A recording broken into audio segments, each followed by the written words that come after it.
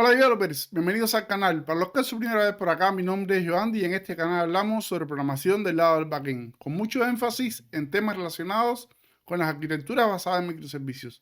En el video del día de hoy vamos a estar hablando sobre arquitectura limpia. No sé si tuvieron la oportunidad de leerse este libro. Arquitectura limpia es un libro de Uncle Bob. Uncle Bob es Robert Martin, que es un científico de la computación que ha escrito múltiples libros como Clean Code, este libro y muchos otros, y habla sobre cómo implementar software de manera elegante, de manera legible, de manera escalable. ¿Está bien? Su tema central es las arquitecturas de software. Bueno, he terminado de leerme este libro, es un libro muy bueno, es un libro que en realidad es bastante teórico. Para entenderlo se necesita tener una base más o menos sólida de programación y patrones para poder entender muchas de las cosas que hay acá. No es un libro que yo recomendaría directamente a un junior que se leyera porque en realidad es bastante complejo, tiene bastante, digamos, terminología muy técnica para entender, pero sí es un libro que recomiendo definitivamente a todos aquellos que ya están transitando de semi-senior a senior para que se lean. En el video del día de hoy no vamos a hacer un resumen de este libro ni nada por el estilo, simplemente vamos a hablar un poco de arquitectura limpia, vamos a hablar un poco sobre Spring Boot y vamos a hablar cómo poder implementar, vamos a hablar y hacer, cómo poder implementar utilizando Spring Boot una arquitectura limpia. Y dentro de la arquitectura limpia, en el caso que vamos a implementar, es una arquitectura hexagonal. Básicamente, este libro es una biblia para los desarrolladores web, junto con el libro de Clean Code y el libro de El programador pragmático, que lo tengo ahí atrás, porque es el que me estoy leyendo ahora. Después le hablaré de ese otro en un próximo video. Bueno, básicamente, ¿qué vas a aprender en el video del día de hoy? En el video del día de hoy vas a aprender sobre todo las arquitecturas en capas que muchas veces usamos en el desarrollo de aplicaciones de Spring Boot. Tiene algunos problemitas o nos deja algunas libertades que no están claramente establecidas y hace que hagamos cositas. Vamos a ver las cositas que pasan cuando desarrollamos aplicaciones utilizando una arquitectura en capa, cómo se hace o se desarrollan. Más del 90% probablemente de las aplicaciones que usan Spring o Spring MVC. Vamos a hablar un poquito de eso. Vamos a ver cómo en realidad no se están aplicando correctamente los principios SOLID o algunos de los principios SOLID en el desarrollo de este tipo de aplicaciones utilizando un marco como Spring Boot o Spring. Y después vamos a ver qué cosa es la arquitectura limpia. Vamos a ver cuál es el aporte real de la arquitectura limpia a la arquitectura de software con respecto a lo que es la arquitectura en capas. Y bueno, vamos a ver un ejemplo en código, ya así, un proyecto Spring Boot que va a estar disponible obviamente para que lo descarguen, de implementación de una arquitectura en capas, de una arquitectura en sábana, perdón. Bueno, ahora sí, vamos con la introducción y nos vemos con el video del día de hoy. Bienvenidos.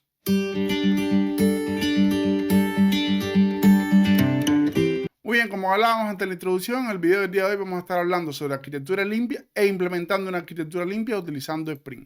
Bueno, hasta ahora cuando nosotros desarrollamos aplicaciones de software, mayoritariamente cuando utilizamos Spring Boot, utilizamos este tipo de arquitectura, donde tenemos por un lado los controladores o la parte web, por otro lado tenemos los servicios donde está la lógica de las aplicaciones y por otro lado tenemos los repositorios, la capa de persistencia, donde está la implementación del patrón repositorio, que es lo que usualmente se usa cuando desarrollamos aplicaciones de Spring Boot. Y además de eso, bueno, básicamente se usa un patrón repositorio, como les comentaba, o un patrón DAO. Bueno, básicamente, ¿son malas las capas? Es la primera pregunta que nos tenemos que hacer acá. ¿Es mala la arquitectura en capa? La respuesta es que en realidad no es mala la arquitectura en capa, es una buena arquitectura. El problema de la arquitectura en capa es que deja muchas libertades. Bueno, básicamente para entender un poco todo el video y toda la relación entre arquitectura en capa y arquitectura limpia, lo más importante aquí es el sentido de la flecha. El sentido de la flecha indica la dependencia, en este ejemplo, que está acá, que es el que más se usa hoy en las aplicaciones de Spring Boot. Controller depende de service y service depende de repositorio. ¿Y esto qué significa? Que para nosotros poder, en el controlador tenemos una instancia de service y en el service tenemos una instancia de repositorio. Esto es hoy en nuestras capas de servicio, en las aplicaciones de Spring Boot, mayoritariamente lo que hacemos es hacer un @autowire e inyectar un repositorio. ¿Está bien? Eso es el comportamiento normal. No sé si lo usan diferente. Déjenme un comentario abajo si no lo usan así.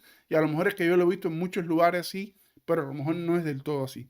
Bueno, siendo conservadores, como les comentaba, creo yo que más al menos el 90% de las aplicaciones que hoy usan Spring MVC y que usan Spring Boot o Spring utilizan este tipo de patrón: controlador, servicio y persistencia. ¿Está bien? ¿Esto está mal? No, esto está bien, funciona, ¿está bien? Pero tiene algunos problemitas. Lo primero que tenemos que preguntarnos es, antes de entrar en este tema porque quiero que analicemos el tema de la arquitectura en capa y la arquitectura limpia bajo el ojo de qué realmente o cuál realmente es el objetivo de la arquitectura de software. Hoy en la tarde, este video lo van a ver probablemente el lunes, hoy en la tarde publiqué en una historia de LinkedIn el tema de los objetivos de la arquitectura. ¿Cuál es el objetivo de la arquitectura? Si no me siguen en LinkedIn pueden seguirme ahí, donde usualmente publico bastante contenido relacionado con temas técnicos igual. Y bueno, básicamente, ¿cuál es el objetivo de la arquitectura? Es la pregunta que tenemos que hacernos. Muchos pensarán hacer que el software funcione. No, el objetivo de la arquitectura de software no es hacer que el software funcione. Yo he visto y probablemente ustedes han hecho o hayan visto, como he hecho yo también, muchos software que están muy mal hechos, pero que funcionan muy bien. Hay muchas aplicaciones hoy en el mundo que están muy mal hechas. Basta con meterse a revisar proyectos de código abierto de los que existen para que vean que la arquitectura es un desastre y sin embargo las aplicaciones funcionan correctamente. Esto es más normal que existan aplicaciones mal hechas que funcionen que existan aplicaciones bien hechas y que funcionen. ¿Está bien? Eso es normal porque es digamos, la evolución normal del software. El software primero se hace mal en muchos casos y después se va mejorando con el tiempo, se va perfeccionando y se va mejorando la arquitectura de las aplicaciones. Bueno, básicamente el objetivo de la arquitectura no es hacer que el software funcione. A la arquitectura y el arquitecto de software eso no le interesa, básicamente. Un arquitecto de software no se preocupa porque el software funcione, porque de hecho tiene que funcionar, si no lo van a despedir básicamente. ¿Está bien? Bueno, ¿cuál es el objetivo de la arquitectura de software? Esta fue la historia que publiqué en LinkedIn. Bueno, básicamente minimizar el costo de por vida del software, o sea, hacer que el software pueda evolucionar sin incrementar demasiado los costos. Esto es evitar meter más personas, hacer que el software sea fácil de mantener, fácil de desarrollar, hacer que el software siga siendo suave, o sea, que sea sencillo meter un cambio ahí, que no sea un quilombo tener que meter un cambio porque se va a romper todo, o cuando cambiemos una cosa en un lugar se rompe otro lugar porque hay problemas de dependencia cíclica. Bueno, el objetivo de la arquitectura de software es este básicamente, mantener el software que esté abierto para los cambios, para que nosotros podamos seguir incorporando funcionalidades sin tener que involucrar ahí demasiada complejidad. Y bueno, básicamente mantener el software lejos de los detalles. Este tema de los detalles es lo que Robert Martin o Uncle Bob llama en el libro a todo aquello que no es la lógica del dominio fundamental de la aplicación, el dominio principal. Por ejemplo, un detalle de una aplicación es la base de datos. La aplicación debería ser ajena a la base de datos del sistema de persistencia. Un detalle de la aplicación es la interfaz gráfica. A la aplicación, al core de la aplicación no le puede importar si estás usando una interfaz web o una interfaz de CLI o una interfaz de escritorio o una aplicación móvil. Básicamente eso es un detalle para la aplicación en sí. Como arquitectos de software tenemos que estar enfocados en aislar el dominio, la lógica de negocio de ese tipo de detalles, de todo lo que es infraestructura y frontend, básicamente. Y bueno, facilitar el mantenimiento del software, que por supuesto tiene que ser mantenible a lo largo del tiempo. Esto básicamente son los objetivos de la arquitectura. Si crees que hay algún otro, déjalo en los comentarios y debatimos sobre eso. Bueno, básicamente la arquitectura en capa, vamos a ver la arquitectura en capa, que es la más común hoy cuando usamos aplicaciones de Spring Boot. Bueno, básicamente la arquitectura en capa, aquí tenemos un ejemplo más usual que se ve directamente cuando hacemos aplicaciones de Spring Boot. Tenemos los controladores, los servicios y después está la capa de persistencia, donde mucha gente crea una clase que es la entidad. Esta entidad ya viene contaminada de alguna manera porque le ponemos el @entity, que es una anotación de Hibernate o no sé ni de quién es, si es de JavaX, Jakarta, ahora no sé bien, pero básicamente es una anotación que está atada al sistema de JPA como tal, el sistema de persistencia que estamos usando, y esa misma entidad es la misma entidad que terminamos usando después en el servicio. Bueno, básicamente en la capa de persistencia que tenemos las entidades de la base de datos y el repositorio de acceso a la base de datos. Y después en el servicio inyectamos, hay dependencia entre el servicio y el repositorio, porque en el servicio inyectamos el repositorio, pero en el servicio también usamos esa entidad que creamos. Porque básicamente cuando vamos a recorrer, digamos, o a utilizar, por ejemplo, si estamos haciendo una aplicación que es un CRUD usuario, en este servicio que está aquí tenemos la clase usuario y la usamos directamente acá. Así que lo más probable es que en el paquete service o en el servicio vamos a tener un import que va a hacer referencia a ese user entity que tenemos en la capa de persistencia. Eso hoy pasa en la mayoría de las aplicaciones de Spring Boot que se desarrollan. Las aplicaciones básicamente en el concepto de arquitectura en capa con Spring están desarrolladas mucho más centradas, perdón, en la base de datos que en el dominio en sí. Esa entidad que luego se usa en casi todas las capas de la aplicación está muy centrada en la base de datos. Fíjense que si cambia o queremos cambiar el sistema de persistencia es un problema porque tenemos que ir tocando todas las capas hacia arriba donde quiera que se haga un import de esa entidad como tal, de ese, en este caso de ese usuario, en el caso que estábamos hablando. Bueno, otro ejemplo, que este es peor aún. Muchas veces decimos, lo que pasa es que no hay mucha lógica de servicio, entonces voy a meter un autobyte directo en el controlador y voy a usar directamente en el controlador el repositorio. No sé, user repository, le hago un autobyte en el controlador y meto una dependencia directo de mi capa de interfaz gráfica, en este caso de mi capa de acceso web, de servicios web, a una dependencia directa con la capa de acceso a datos y está totalmente vinculado, se salta toda la capa de servicio o toda la capa que debe ser de lógica de negocio. Esto pasa también, no crean que es ajeno, pasa. Hay poquita lógica, bueno, autovereo directo el repositorio en la capa de controlador. Esto está mal completamente, de hecho, hay que evitarlo siempre. Otro ejemplo que pasa mucho, este es probablemente el más común, son lo que yo llamo fat service o los servicios gordos. ¿Qué es esto? Bueno, básicamente tenemos un servicio que autoverea 10 repositorios, incluso otros servicios, y después tenemos 2 o 3 controladores que lo que hacen es autoverear ese servicio, y básicamente tenemos un servicio que puede llegar a tener, no sé, 100, 200, 300 líneas de código, y luego cuando vas a buscar una funcionalidad no sabes ni qué demonios, en qué servicio está metido, y básicamente tienes un problema ahí tremendo porque tienes tremenda relación de dependencia y tremenda dependencia entre la capa de servicio y la capa de persistencia. Bueno, esto trae algunos problemas, como por ejemplo es muy difícil encontrar un caso de uso. Cuando tú miras el proyecto y estás mirando básicamente las clases, por el nombre de la clase tú no eres capaz de saber en qué lugar está una funcionalidad que andes buscando, porque básicamente es muy difícil encontrar. Bueno, es difícil para realizar trabajo, esto también es un tema interesante. Cuando estamos trabajando en equipo, muchas veces hay 2 features, 2 funcionalidades que hay que hacer, y las 2 están en el mismo servicio, cuando desarrollamos de esta manera. Y esto trae consigo que después están los problemas a la hora de mergear en el sistema de control de versiones, porque se trabajaron, se hicieron cambios sobre el mismo fichero, y esto trae problemas luego a la hora de mergear y que estar trabajando y arreglando eso. Y lo otro es que, bueno, estos servicios se vuelven muy incómodos de mantener, de testear y demás, se vuelven demasiado gordos o demasiado grandes, y esto es un problema también a largo plazo. Bueno, ¿son malas las capas? No, las capas no son malas, pero en realidad muchas veces como no hay muchas restricciones y es como más libre, lo que va pasando es que hay que andar con cuidado porque se puede meter mucha mierda y entonces meter mierda es muy fácil porque hay pocos límites.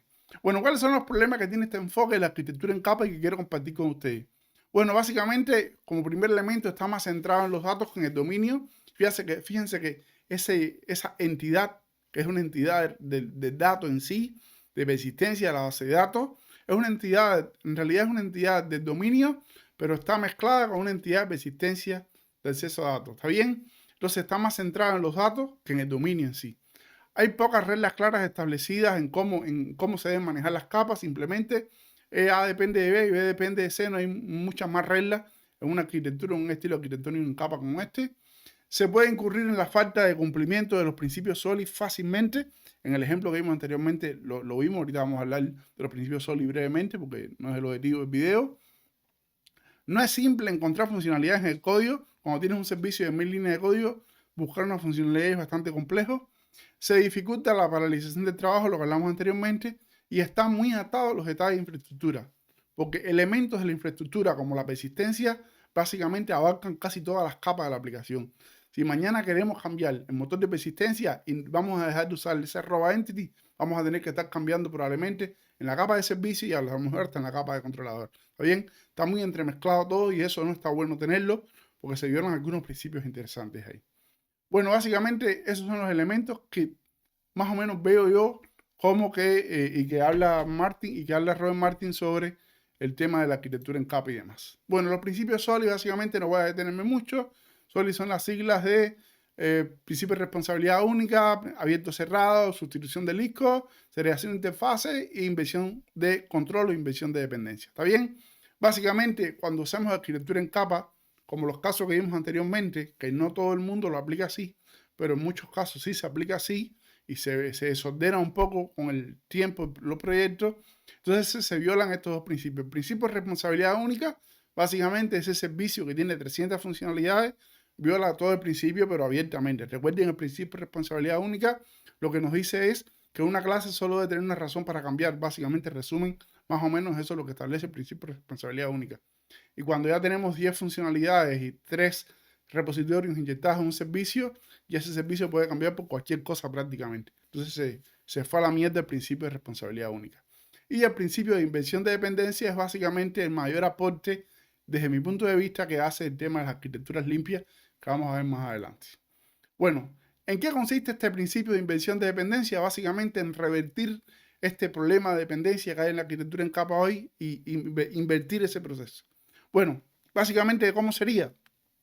Aquí tenemos en la parte de la izquierda la arquitectura en capa, como mismo hoy se implementa en muchos de los proyectos de Spring o Spring Boot y probablemente en muchos otros frameworks o marcos de trabajo que lo implementen así también, o que se haya hecho usual implementarlo así. En realidad el marco de trabajo no te ata a hacerlo así, pero sí se ha popularizado mucho hacerlo de esta manera. ¿Está bien? Bueno, básicamente, en realidad porque es más simple de hacer, no hay otro problema. Es bastante más simple de hacerlo así. La arquitectura limpia tiene complejidad que vamos a ver más adelante. Bueno, básicamente, controladores, servicios, y aquí hay una dependencia directa. ¿Por qué? Porque el servicio depende del repositorio. El servicio depende de la entidad de acceso a datos. ¿Está bien? Esto es lo que hay que tratar de revertir. Entonces, la forma de hacerlo es revirtiendo ese proceso. ¿Cómo lo revertimos? Bueno, haciendo que sea al revés. Que el servicio no dependa del repositorio. ¿Está bien? Que el servicio no dependa del repositorio. Y para esto la forma de hacerlo es separar más o menos de esta manera, crear una capa que sea de servicio, de aplicación, de dominio, el nombre, como lo quieran poner. ¿Está bien? Y en esta capa vamos a tener una interfaz de repositorio, que define el contrato. Esto es importante. La forma mejor de programar es a través de contratos. Y el mecanismo en la programación que le permite definir contratos son las interfaces. ¿Está bien? Bueno, el mecanismo cuál es? Tenemos un repositorio que va a ser una interfaz que va a definir el contrato. La entidad, ¿está bien? La entidad, ese repositorio depende de la entidad, pero esta entidad ya no va a ser una entidad de acceso a datos. Va a ser una entidad de negocio. ¿Está bien? Va a ser una entidad de dominio. Por ejemplo, una clase de usuario pura. Un pojo puro de usuario, si estamos en el dominio del usuario, ¿está bien? Ahorita vamos a ver con un ejemplo.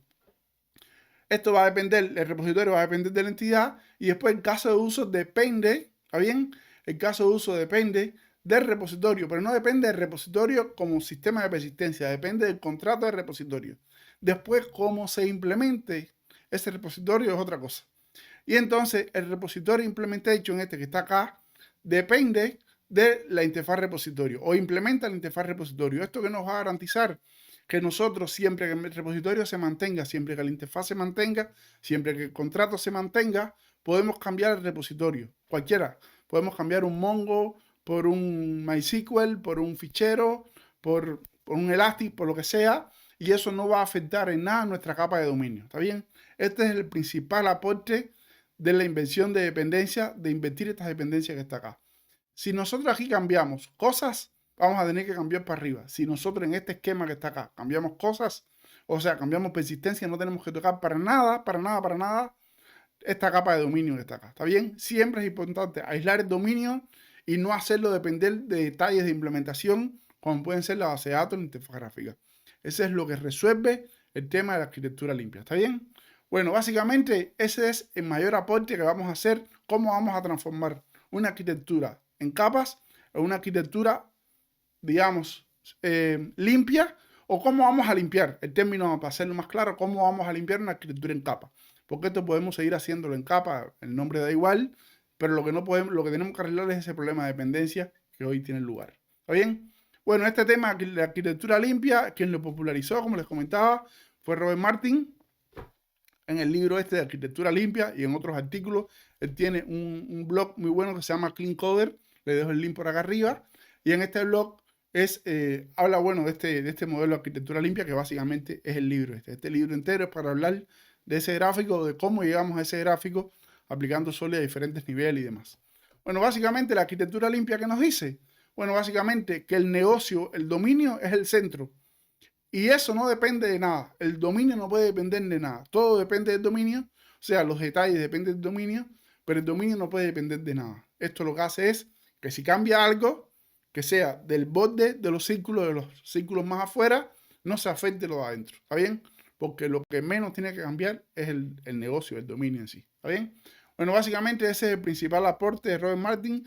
Creo que el aporte fundamental de las arquitecturas limpias, no sé si están de acuerdo conmigo, me lo pueden dejar en los comentarios, es que el aislamiento del código del negocio. Creo que es el principal aporte de todo este tema de las arquitecturas limpias. El aislamiento del código del negocio de las otras capas de la arquitectura como tal. El negocio no puede depender del mundo exterior, ¿está bien? El negocio no puede depender del mundo exterior, ¿está bien? Y si te pones a pensar, es así, en una empresa el negocio no puede depender o tiene que depender lo menos posible, digamos, desde el punto de vista más objetivo, tiene que depender lo menos posible tiene que ser, para decirlo bien, el negocio tiene que ser resiliente a los cambios del entorno, ¿está bien? Y esto básicamente es lo que propone la arquitectura limpia, llevar ese concepto a la arquitectura de software. Y el otro elemento es el cumplimiento del principio de responsabilidad única, que es el otro aporte que habla de este tema de las arquitecturas limpias, ¿está bien? Aislamiento y responsabilidad única. Aislamiento y responsabilidad única, ¿está bien? Bueno, básicamente este tema de la arquitectura limpia, Robert Martin, pueden leerse este libro como les comentaba, y luego de esto luego no, porque en realidad este tema se viene hablando desde hace tiempo, lo que Robert Martin lo popularizó en el libro. Y luego de esto, bueno, hay varias variantes de lo que son las arquitecturas limpias. Y es como es el caso de la arquitectura hexagonal. Creo que capaz sea una de las más populares, no sé, pero la arquitectura hexagonal es una instancia de la arquitectura limpia. Veamos la arquitectura limpia como un concepto, como una clase, y las arquitecturas hexagonal, onion, lo que sea, como instancias de lo que es la arquitectura limpia. Son diferentes formas o puntos de vista de implementar la arquitectura limpia. Bueno, Alistair Cockburn, este señor, implementó o diseñó este tema de la arquitectura hexagonal. Este es el gráfico oficial que está en la página de él, bastante feo por cierto, así que me busqué otro que me encontré en Medium de Jameson Lima, un autor que habla sobre cómo implementar esto en Go, para los que son Go lovers puedan ir a verlo allí. Y bueno, básicamente la arquitectura hexagonal, el objetivo es el mismo. Si se fijan bien, aquí tenemos el negocio, que son casos de uso, identidades de negocio. Casos de uso son funcionalidades, ¿está bien? Y entidades de negocio en el centro. Y por el borde entonces tenemos lo que son los puertos, ¿está bien? Los puertos son un patrón que introduce este señor, que básicamente son las interfaces. Y las interfaces básicamente son implementadas por los adaptadores y son usadas por los casos de uso, ¿está bien? Implementadas por los adaptadores y usadas por los casos de uso. Ese es el concepto de lo que es la arquitectura hexagonal. Todo se centra en el dominio en el medio, no depende de nadie. Bien, el dominio en el medio no depende de nadie. Vean las flechas. Y básicamente están los puertos, que son las interfaces, que son usadas por los casos de uso e implementadas por los adaptadores. Y dice, hay dos tipos de adaptadores. Están los adaptadores de salida y los adaptadores de entrada. Los adaptadores de entrada son todos aquellos por los cuales se meten datos a nuestras aplicaciones. ¿Está bien? Y los adaptadores de salida son todos aquellos por nuestras aplicaciones se comunican con el mundo exterior. Un adaptador de entrada, por ejemplo, un API REST. Eso es un adaptador de entrada.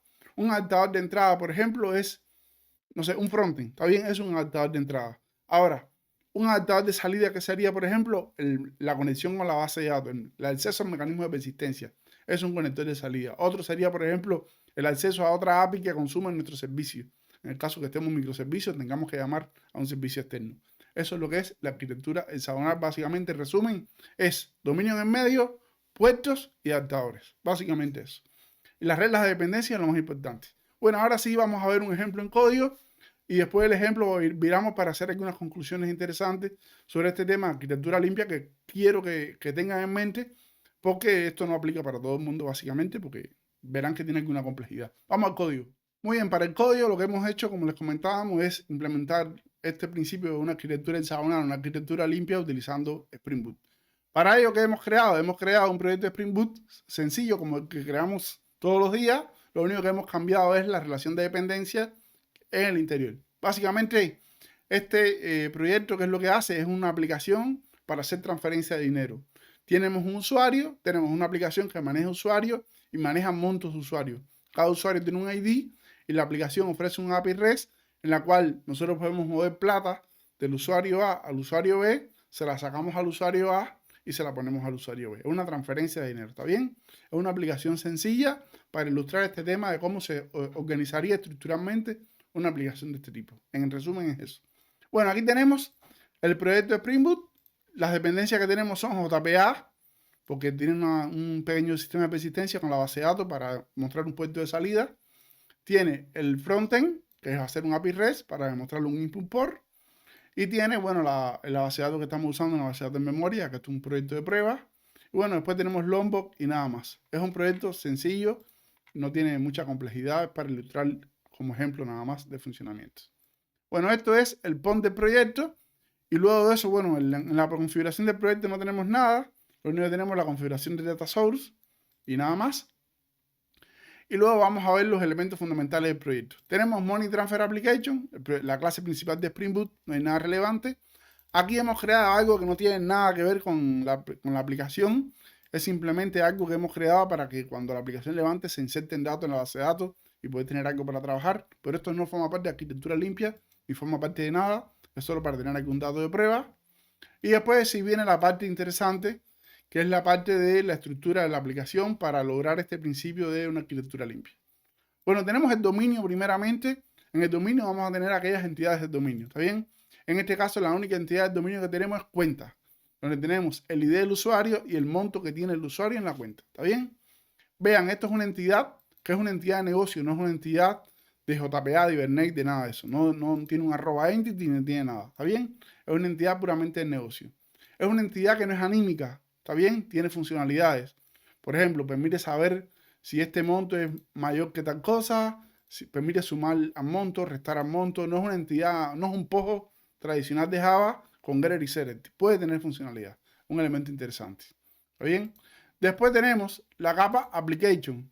En la capa Application vamos a tener, o sea, la capa no, perdón. Tenemos el paquete Application. La forma de organizarlo la hacen como ustedes entiendan. Yo lo hice así porque me gustó.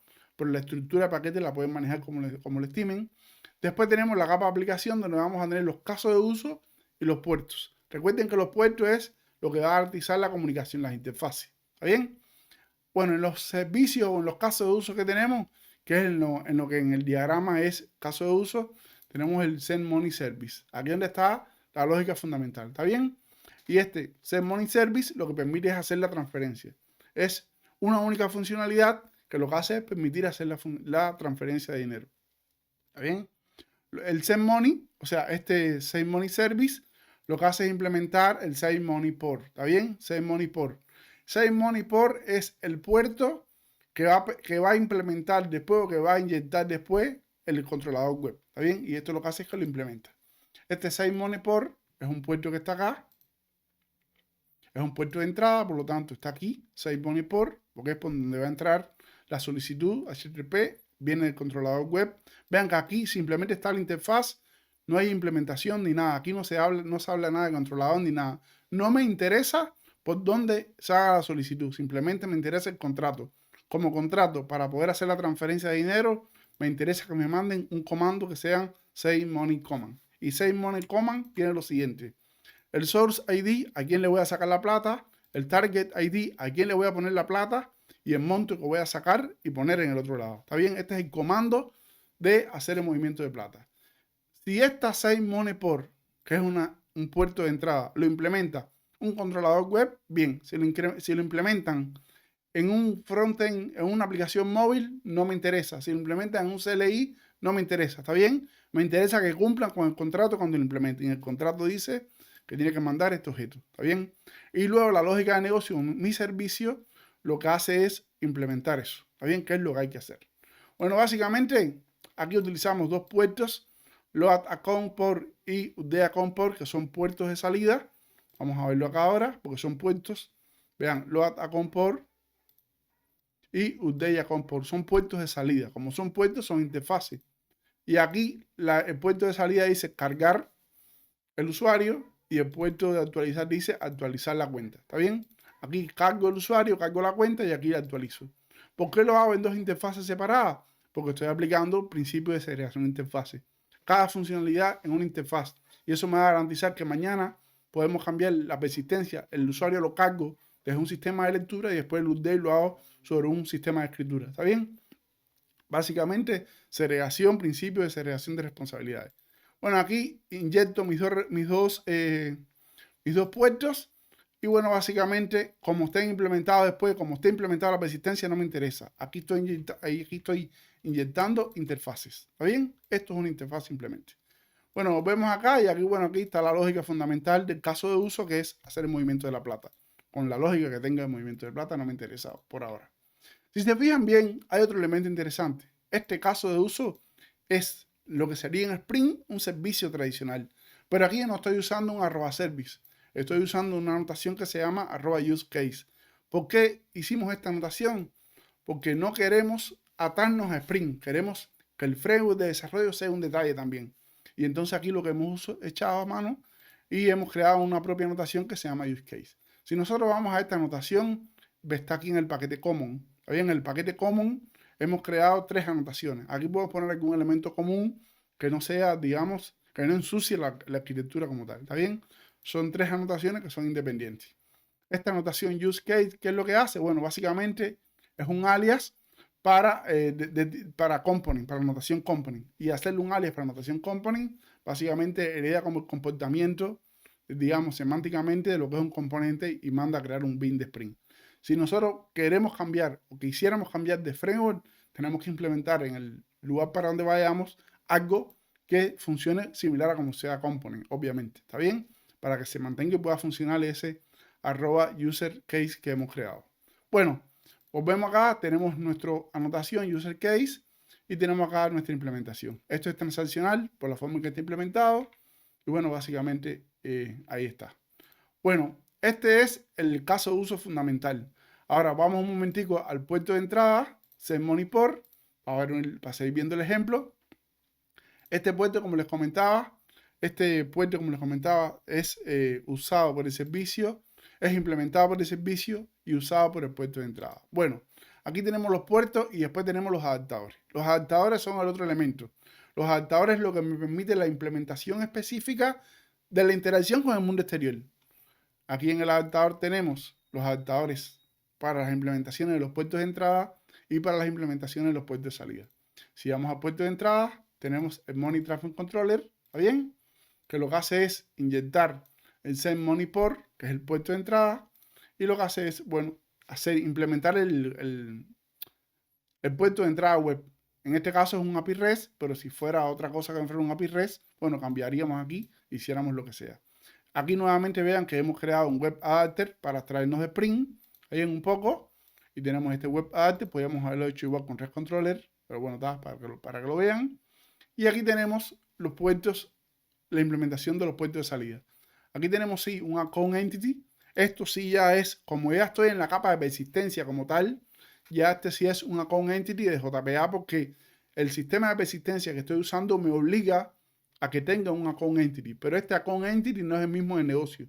Si se fijan bien, la implementación es igual, pero este no es el que se usa en la AYA. Si nosotros venimos acá a SafeMoney Service, que es el caso de uso, vean que aquí no se hace ninguna referencia a la account de la persistencia, se hace referencia a la account del dominio, ¿bien? Que es el centro del negocio. Bueno, vimos acá el account entity, después tenemos un account mapper, donde mapeamos entidades de dominio, de entidades JPA, entidades de dominio, y después de entidades de dominio, entidades JPA. ¿Por qué? Porque, bueno, básicamente tenemos que tenerlo así, porque es una exigencia de Hibernate y de JPA del sistema de persistencia que estamos usando en el momento. Todo esto queda dentro de la capa de persistencia, ¿está bien? No se ensucia, queda dentro del detalle. Recuerden que la persistencia es un detalle. Bueno, después tenemos el account persistencia adapter que implementa las dos interfaces que tenemos. El load account port implementa los dos puertos. ¿Por qué implementa los dos puertos? Porque aquí estamos usando un solo sistema de persistencia. Si tuviéramos dos sistemas de persistencia, uno para lectura y uno para escritura, el load account port lo implementáramos en el que se conecta a la base de datos de lectura y el load account port el que se conecta a la base de datos de escritura. Si estuviéramos usando, no sé, CQRS o algo como eso, que de hecho tenemos un video en el canal sobre ese tema. Bueno, y esto básicamente implementa estas dos interfaces, que son estas dos, load y update. ¿Cómo la implementa? Bueno, como se define en el sistema de persistencia. Y el sistema de persistencia en sí, ahora sí, va a ser el Spring Account Repository. El Spring Account Repository, si se fijan bien, está dentro del adaptador, porque hoy me estoy conectando a Spring, hoy me estoy conectando con JPA, pero mañana puedo reemplazar ese JPA por otra cosa y lo que hago es cambiar acá, básicamente, cambiar esta implementación. ¿Está bien? Bueno, aquí extendemos el JPA porque esto es una ventaja que tenemos en JPA con todo el tema de que ya nos da todos los métodos, safe, date, todo lo que necesitamos y no tenemos que hacer mucho más acá. Si tuviéramos que implementar algo específico de la conexión de JPA, lo implementamos acá como hacemos condicionalmente, naturalmente. ¿Está bien? Y bueno, este que está acá lo que hace es usar esos métodos de nuestro account repository que estamos usando en este momento. Si este account repository deja de ser JPA como les comentaba y va a ser ahora un Elastic, simplemente cambiamos acá, pero el contrato sigue siendo el mismo. Load y update. Load y update que está definido en los puertos que estoy utilizando. Y bueno, de esta forma podemos implementar lo que sería una arquitectura limpia utilizando Spring Boot y bueno, todo esto que hemos visto. Vamos a levantar este proyecto a ver si levanta. Vamos a hacer que esté inflando yo aquí. Ahí está el proyecto levantando. Ahí se creó. Si nosotros venimos acá a la application GML, tenemos esto. ¿Está bien? Vamos a abrir un momentico acá. La aplicación está corriendo, perdonen, en el puerto 80, si no ha cambiado nada. Bien. Y si entramos al puerto 80 y ponemos H2 console, vamos a tener la base de datos en memoria.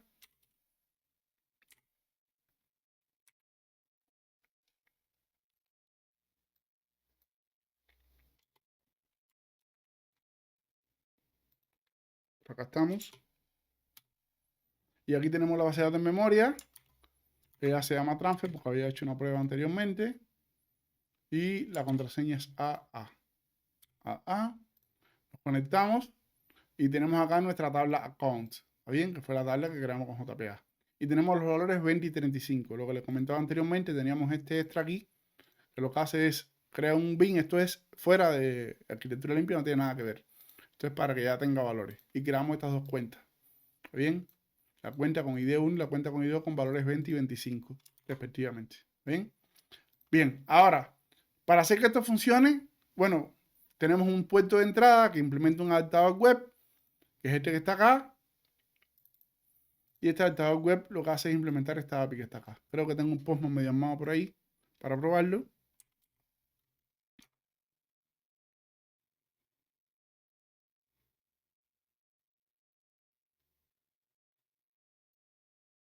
¿Está bien? Por acá está. Tenemos este get a un post. Me había guardado esto. ¿Está bien? Y esto lo que hace es saca dinero de la cuenta 1, la pone en la cuenta 2 y le pone el punto de 10. Es lo que hace esta aplicación. Si le damos acá, enviamos y esto retorna 200 OK porque el método que hicimos no devuelve nada. ¿Está bien? 200 OK significa que todo fue bien. Si nosotros venimos ahora a la base de datos nuevamente y recorremos esto, recuerden que esto saca 10 pesos de la cuenta 1 y lo pone en la cuenta 2. Si volvemos a ejecutar esta query acá, vean que sacó 10 y 35. Si volvemos a ejecutar esto, el Postman, sacamos 10 más y pasamos por otro lado.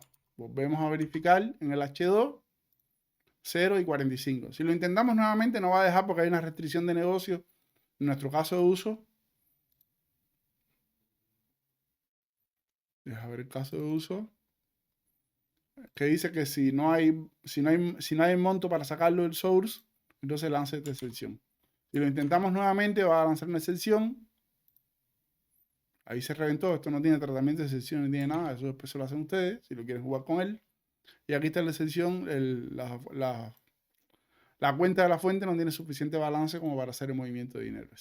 Bueno, de esta forma hemos implementado lo que sería una arquitectura limpia, en este caso una arquitectura de Sabana con puertos y demás, utilizando Spring Boot y hemos aislado el dominio lo hemos aislado de todo lo que es los detalles, como pueden ser el API REST o el acceso al repositorio. Bien, bueno, vamos a ver algunos elementos de conclusiones generales que a mi consideración son importantes tener en cuenta para saber si vamos a implementar una arquitectura limpia o no.